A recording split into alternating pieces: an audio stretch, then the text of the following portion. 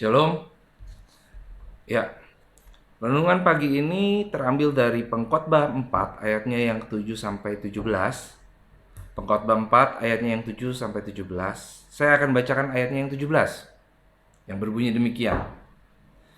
Jagalah langkahmu kalau engkau berjalan ke rumah Allah. Menghampiri untuk mendengar adalah lebih baik daripada mempersembahkan korban yang dilakukan oleh orang-orang bodoh. Karena mereka tidak tahu bahwa mereka berbuat jahat.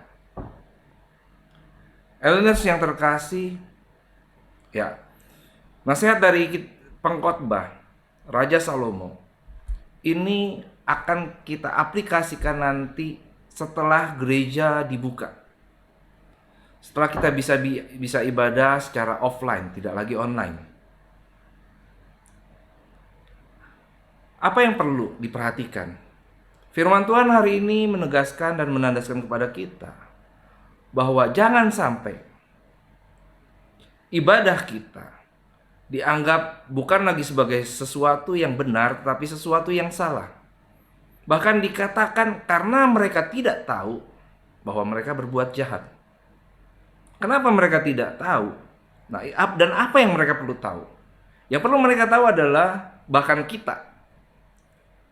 Sebelumnya ibadah cenderung diasosiasikan sebagai sebuah aktivitas yang dilakukan di hari Minggu di gereja. Lalu ibadah pada hari Minggu itu dianggap sebagai sesuatu yang sifatnya sukarela. Bisa digantikan dan semaunya. Kalau tidak sempat datang, maka tidak datang ke gereja. Ada yang berseloroh begini. Ketika seseorang tidak ke gereja, dia katakan kepada temannya, "Bro, mau ke gereja ya? Titip salam ya buat Tuhan Yesus." Tetapi firman Tuhan hari ini mengingatkan kita mengenai pentingnya beribadah itu. Raja Salomo menasehatkan, jagalah langkahmu.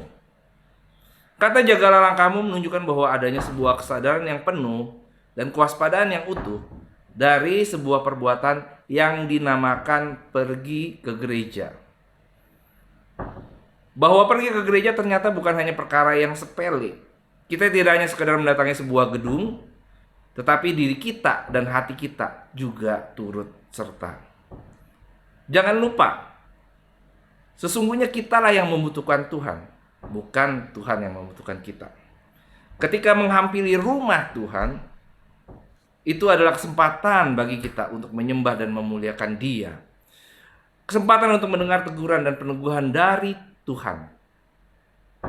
Dan menyadari keberadaan kita sebagai hamba-hambanya. Karena itu, penting bagi kita menjaga hati sekaligus menjaga langkah kita ketika kita menuju rumah Tuhan. Mari kita berdoa. Tuhan, berikan kami kerendahan hati sekaligus kekaguman akan kebesaran-Mu di dalam hidup kami. Dan tolong kami menyadari bahwa hidup kami adalah ibadah kami yang sejati. Amin.